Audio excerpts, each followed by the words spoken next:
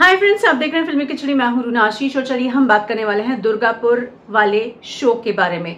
तो फ्रेंड्स, बात कुछ ऐसी है कि इस बार बड़े दिनों बाद मतलब एक थोड़ा सा लंबा इंतजार जरूर हो गया था पवन और अरुणिता को सुनने के लिए।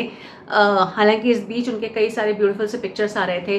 अरुणिता अपने भाई के बर्थडे पर गई हुई थी और साथ ही उन्होंने बहुत अच्छे पिक्चर्स वगैरह भी अपलोड किए। तो अनीश जी को भी भाई ढेर सारी शुभकामनाएं, बहन बड़ा प्यार कर रही है आपको।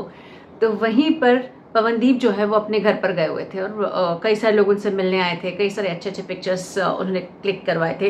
यानी ओवरऑल देखा जाए तो उनकी जिंदगी में बड़ी हैपनिंग होती रहती है। इस बार और अलग टाइप की हैपनिंग हुई। तो लोग अपने घर जाकर आ रहे हैं, तो घर से जो एक एनर्जी इकट्ठा करके लेके आते हैं, उस प्यार की, उस ममता की, उस देखभाल की और अच्छे अच्छे घर के बने हुए खाने की, आई एम श्योर वो सारी एनर्जी इकट्ठा करके वो लोग दुर्गापुर पहुंचे। कोलकाता से वो लोग दुर्गापुर गए थे। कोलकाता पे इनफैक्ट पवनदीप राजन के कई सारे पिक्चर्स भी आए। उसके बाद ये लोग पहुंचे हैं दुर्गापुर में। और दुर्गापुर के भी जो पिक्चर्स फ्रेंड्स, जो रिहर्सल के पिक्चर्स भी आ रहे थे वो भी बड़े शानदार थे। इतनी सुंदर फोटोग्राफी थी जिसे देखकर मुझे मजा आ रहा था। तो एनीवेज उसके बाद फिर शाम को इनका प्रोग्राम शुरू हुआ। लग तो ये रहा था कि प्राइवेट शो है, शायद नहीं भी होगा कि ऐसा लाइव हो जाए, बट फिर भी यार दिल खुश हो गया जैसे ही लाइव देखा। और कितना सारा लाइव देखा, कितने सारे गाने गाए, कितने प्यारे प्यारे मोमेंट्स हुए हैं। मुझे तो सीरियसली ये लगता है कि इस रिव्यू को मुझे 2 पार्ट्स में बनाना पड़ेगा, क्योंकि एक पार्ट में पूरी खूबसूरती ला पाऊंगी ऐसा मुझे लगता ही नहीं है। एनीवेज सुनाती हूँ आपको।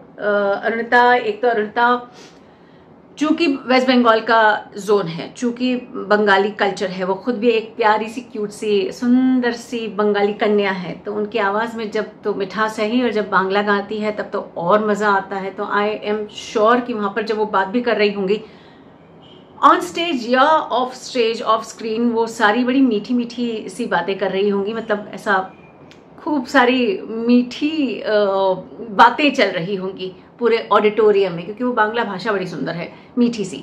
सो ऐसे में जब वो आती हैं तो बहुत ज़्यादा लोगों ने उनको सराहा है और बहुत सारे तालियों की गड़गड़ाहट के साथ स्वागत किया था। और ऐसे में फिर अरुणिता के एक के बाद एक गाने, नगीने और उनके पोटली के अंदर से गाने के, मन के और गाने के मोती निकलना शुरू हुए।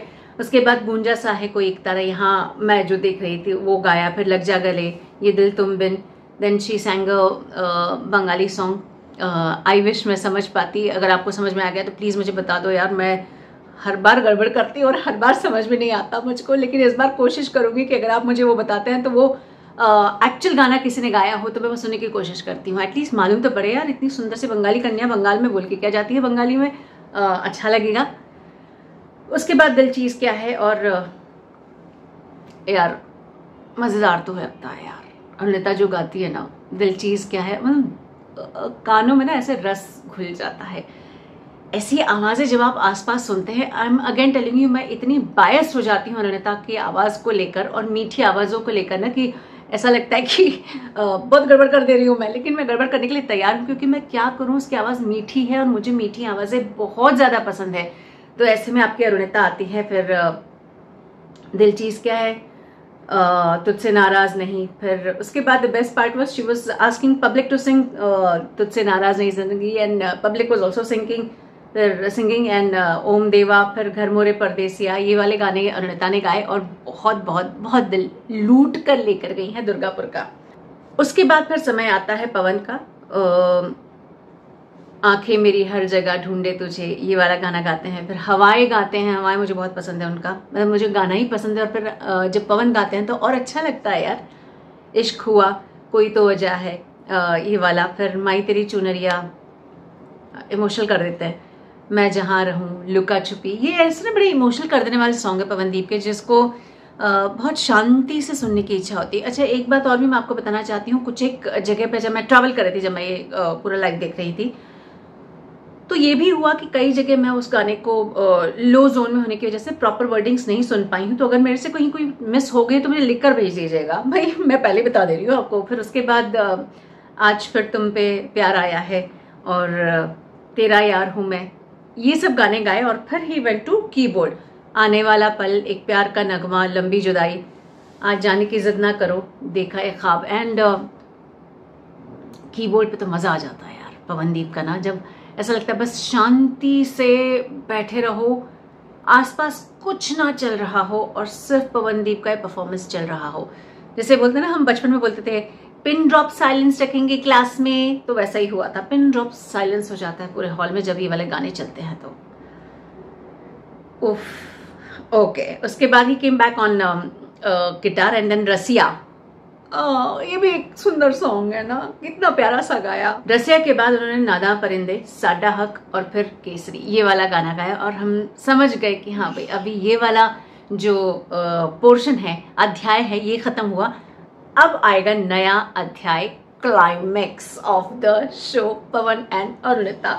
बहुत सारी बातें हो रही थी। एनीवेज, उसके बाद उन्होंने पहला नशा गाया, आमी जे तुम्हार ये वाला गाना गाया, फिर वजह गाया, फिर धीरे धीरे नैनों को धीरे धीरे ये वाला गाया और धड़क का टाइटल सॉन्ग भी गाया है। Friends,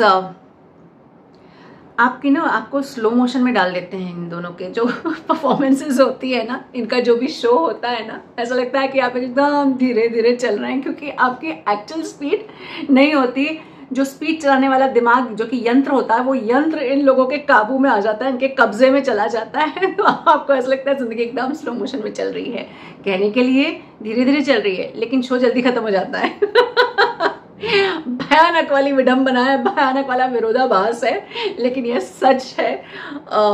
show was good, show was really good. जय हिंद।